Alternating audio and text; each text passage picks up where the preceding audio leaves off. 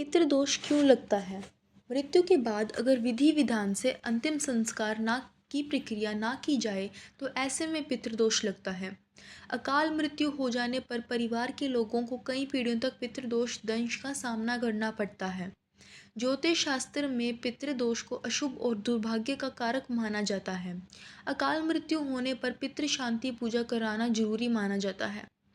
माता पिता का अनादर, मृत्यु के बाद परिजनों का पिंडदान, तर्पण और श्राद्ध न करने पर पूरे परिवार का पितृदोष लगता है।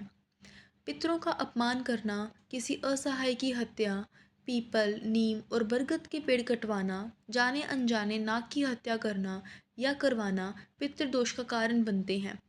कैसे पहचाने घर में पितृदोष है? पितृदोष होने पर वैवाहिक जीवन में सदा तनाव बना रहता है। पति पत्नी के बीच आए दिन झगड़े होते हैं। परिवार में एकता नहीं होती। अक्सर घर में कलेश होते हैं। मानसिक शांति नहीं मिलती। बिना बात के घर में लड़ाई होती है। पितृदोष होने पर विवाह में बाधाएं उत्पन्न होती हैं। शादी में तमाम तरह की परेशानियां आती हैं। कई बार तो शादी पक्की होने पर टूट जाती है। मांगलिक कार्य में रुकावट आती है। शादी के बाद तलाक या अलगाव भी पितृदोष का कारण है। वंश वृद्धि ना होना भी पितृदोष का कारण है। ऐसे लाख जतन के बाद भी शादी के कई सालों तक संतान सुख नहीं मिल पाता।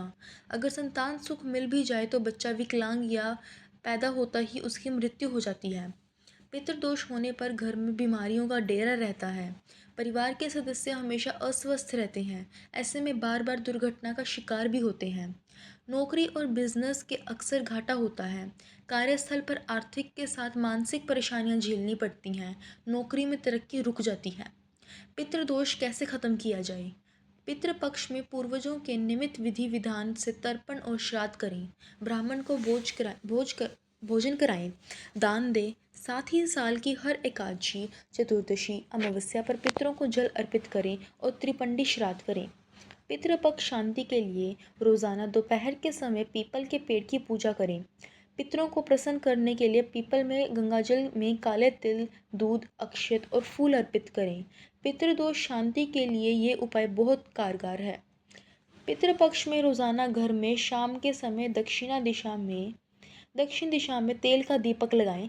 ऐसा रोजाना भी कर सकते हैं। इससे पितृदोष खत्म हो जाता है। किसी ज़रूरतमंद को भोजन, दान या गरीब कन्या के विवाह में मदद करने से पितृ खुश होते हैं।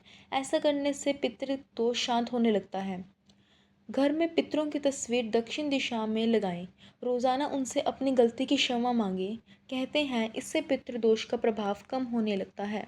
लाल किताब में 10 प्रकार के पितृदोष, करे कोई और भरे कोई, कैसे पाएं छुटकारा। पूर्वजों का ऋण। आपके पूर्वजों या पितरों के द्वारा किए गए पाप कर्म का फल आपको भुगतना पड़ रहा है।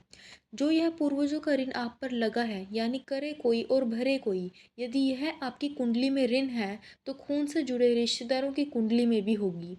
इसका लक्षण यह है कि सभी कार्य अटके पड़े रहेंगे और रिश्तों में आपसी प्रेम नहीं रहेगा। राजयोग भी नष्ट हो जाता है। इसका उपाय है, पूरे परिवार को ही इसका उपाय करना होता है। सभी सदस्य बराबरी का धन या अनाज एकत्रित करके मंदिर में दान करें। गुरु का उपाय करें। पितृ ऋण। यदि जातक की कुंडली में शुक्र, बोध या राहु दूसरे, पांचवें, नौवें अथवा 12वें भाव में है तो यह पितृ ऋण की कुंडली मानी जाएगी। पूर्व में पूर्वजों ने पुजारी बदला होगा या किसी मंदिर अथवा देवस्थान पर तोड़फोड़ की होगी। यह भी हो सकता है कि पीपल का पेड़ काटा होगा। ऐसे में यह ऋण आप पर लगा है। इसका उपाय, परिवार के सभी सदस्यों से सिक्के के रूप में पैसे इकट्ठा करें और गुरुवार के दिन पूरे पैसे मंदिर में दान कर दें। पीपल के पेड़ को समय समय पर जल अर्पित करते रहें। स्वयं का ऋण। कुंडली में शुक्र, शनि, राहु या केतु पांचवें भाव में स्थित हों तो जातक स्वयं के ऋण से पीड़ित माना जाता है। इसका कारण यह रहेगा कि आपके पितरों ने कुल की परंपरा और रीति रिवाजों को मानने से इनकार कर दिया। इसका लक्षण यह है कि यदि आपके घर के नीचे या आसपास भट्टी जल रही है या छत के सूर्य का प्रकाश आने के कई सारे छेद होंगे, आप नास्तिक विचारधारा से जुड़ गए होंगे। उपाय, सभी सगे संबंधियों के सहयोग से बराबर बराबर पैसा इकट्ठा करके यज्ञ करना चाहिए। मातृ ऋण। यदि कुंडली में केतु चौथे भाव में है तो यह मातृ ऋण की कुंडली मानी जाएगी। कारण यह माना जाता है कि आपके पूर्वजों ने किसी माँ को उपेक्षित किया होगा या उसे सताया होगा। यह भी माना जाता है कि बच्चे के जन्म के बाद माँ को उससे दूर रखा होगा। इससे संकेत यह रहे इसका संकेत यह है कि आसपास के कुएं में कचरा आप कचरा डाल रहे हैं या नाला बन गई नदी में कचरा फेंक रहे हैं। आप बदबू वाले क्षेत्र में रहते हैं। उपाय: आप अपने सभी सगे संबंधियों से बराबर बराबर मात्रा में चांदी या चावल लेकर किसी नदी में बहाएं। पत्नी ऋण: कुंडली में जब सूर्य, चंद्र या राहु दूसरे अथवा सातवें भाव में हो तो जातक स्त्री ऋण से ग्रस्त माना जाता है। यह कारण है कि आपके पूर्वजों या बड़े बुजुर्गों ने किसी लालच के कारण किसी गर्भवती महिला को मारा होगा या सताया होगा। इसका संकेत यह है कि घर में आपने ऐसे जानवर पाल रखे होंगे जो समूह नहीं रहते हों। उपाय: सभी सगे संबंधियों से बराबर बराबर मात्रा में पैसे लेकर उससे 100 गायों को ताज़ा हरा चारा खिलाएं। संबंधी का ऋण: लाल किताब के अनुसार जब बुध और केतु कुंडली के प्रथम अथवा 8वें भाव में हो तो जातक पर संबंधी का ऋण माना जाता है। इसका कारण यह हो सकता है कि आपके पूर्वजों ने किसी की फसल या घर में आग लगाई हो, किसी को जहर दिया हो अथवा किसी भी भैंस को मार डाला हो। इसका संकेत यह है कि घर के बच्चों के जन्मदिन पर, त्योहारों पर या अन्य महत्वपूर्ण पारिवारिक कार्यक्रम पर घर परिवार से दूर रहना और रिश्तेदारों से कभी नहीं मिलना। उपाय: अपने सभी सगे संबंधियों से बराबर बराबर मात्रा में पैसे लेकर उसे दूसरे की मदद के लिए किसी डॉक्टर को दें या उसे दवाई खरीदकर धर्मार्थ संस्थाओं को दें। पुत्री ऋण: कुंडली में चंद्रमा जब तीसरे या छठे भाव में हो तो जातक को पुत्र ऋण से पीड़ित माना जाता है। इसका कारण यह हो सकता है कि जातक के किसी पूर्वज ने किसी बहन या बेटी को सताया हो या मारा हो। इसका संकेत यह है कि बच्चों को सताया या मारा होगा या बच्चों से लाभ कमाने का कार्य किया होगा।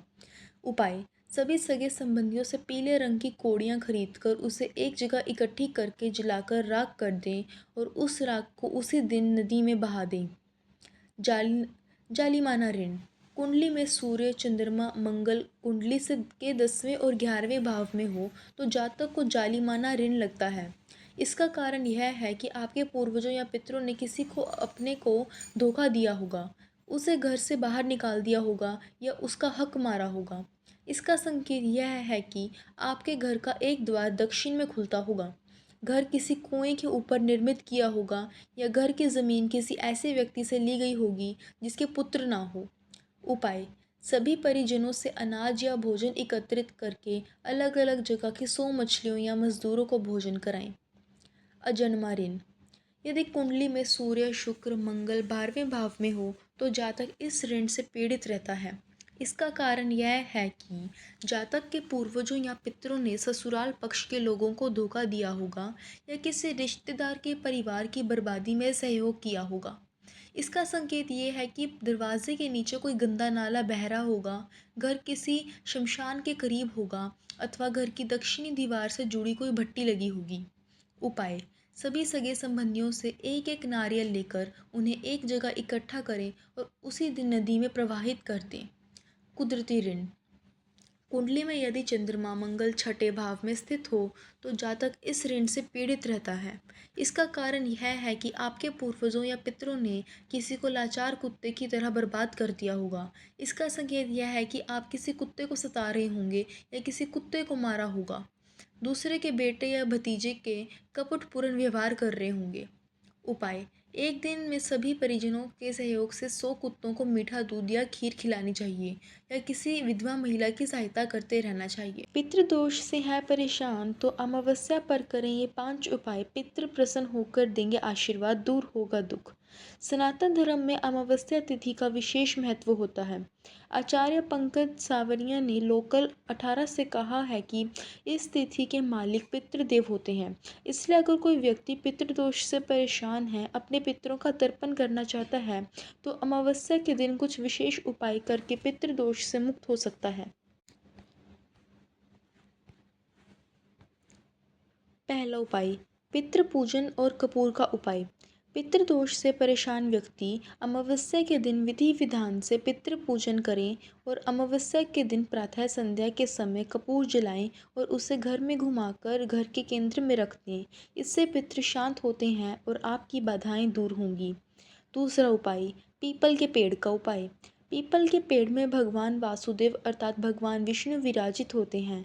ऐसे में अमावस्या के दिन पीपल के पेड़ में जल अर्पित करें और पितरों के मोक्ष के लिए पितृदोष से मुक्त होने की प्रार्थना करें। भगवान विष्णु को स्मरण करें और आपको पितृदोष से मुक्ति मिलेगी।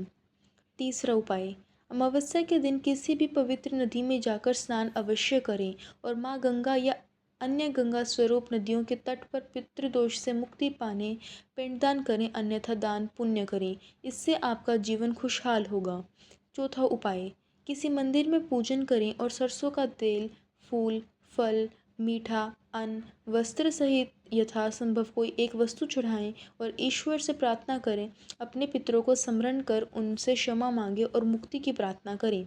पांचवा उपाय, अमावस्या के दिन पितृदोष से मुक्ति पाने गरीब असहाय लोगों को छाता, जूते, चप्पल, भोजन, वस्त्र और पैसे का सहयोग यथासंभव अपनी शक्ति अनुसार करें। आप पर पितृदेव की कृपा बरसेगी और आप दोष मुक्त रहेंगे, खुशहाली भरा जीवन काटेंगे।